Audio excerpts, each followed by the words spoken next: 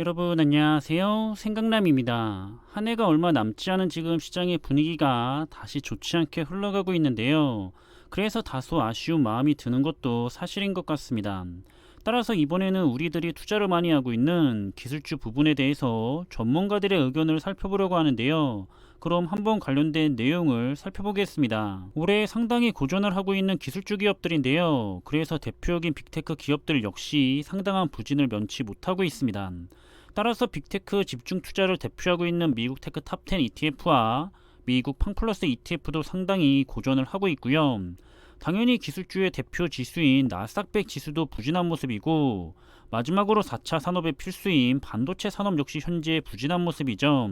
그래서 월가의 투자 조언을 살펴보려고 하는데요. 우선 요시카미 CEO의 경우에는 여전히 빅테크는 죽지 않았다고 하면서 장기 투자자의 경우에는 현재 누구나 어려운 시기를 겪고 있다고 합니다.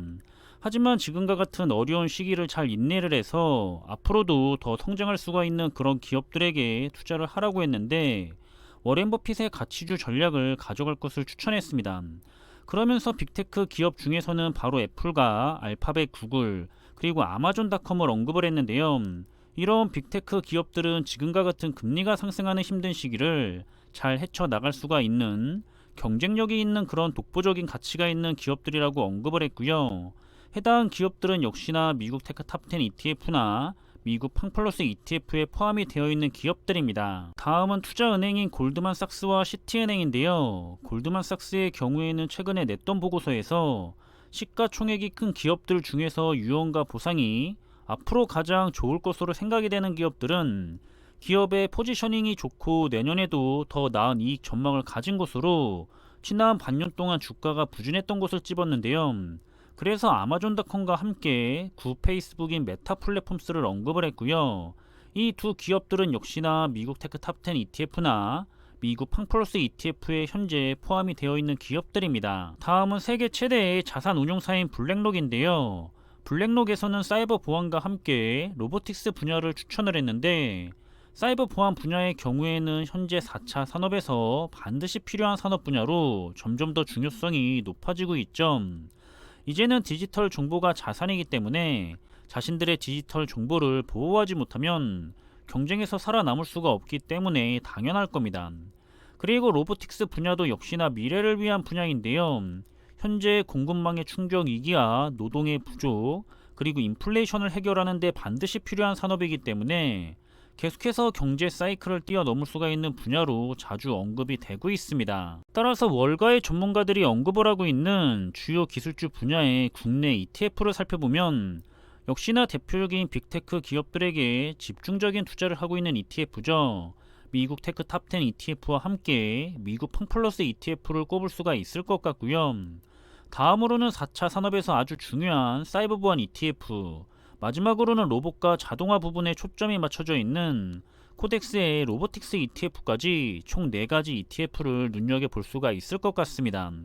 그런데 올해는 정말 많이 하락하긴 한 것 같은데요. 지금 30에서 40% 정도는 하락해 있죠. 나스닥100 지수나 반도체 지수도 마찬가지로 35% 이상 하락해 있는 상황이고요.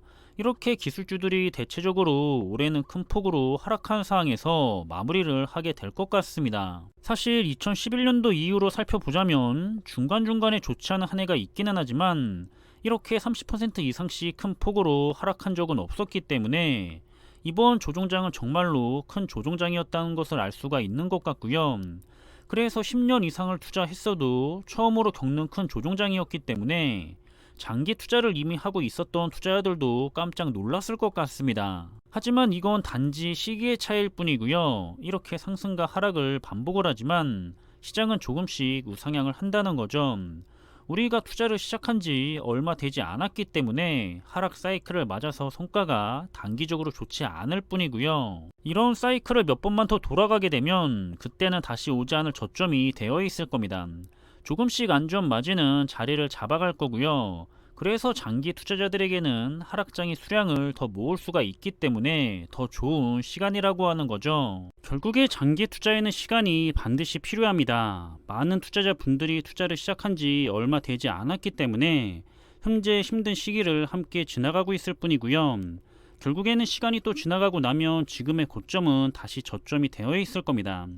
이런 사이클이 계속해서 반복이 된다는 것을 이해를 하고 있으면 걱정할 일은 없을 거라 생각을 하고요. 지금이 힘든 시간일 수는 있겠지만 이런 시장의 원리를 이해한 다음에 계속해서 좋은 투자 종목을 가지고서 좋은 투자를 이어갔으면 좋겠습니다.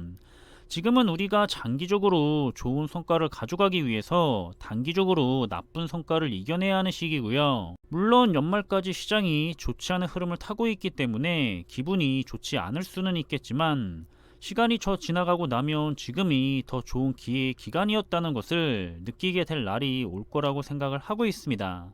그럼 이번에 준비한 내용은 여기서 마무리하겠고요. 저는 다음에 더 좋은 정보들을 가지고 다시 찾아뵙겠습니다. 감사합니다.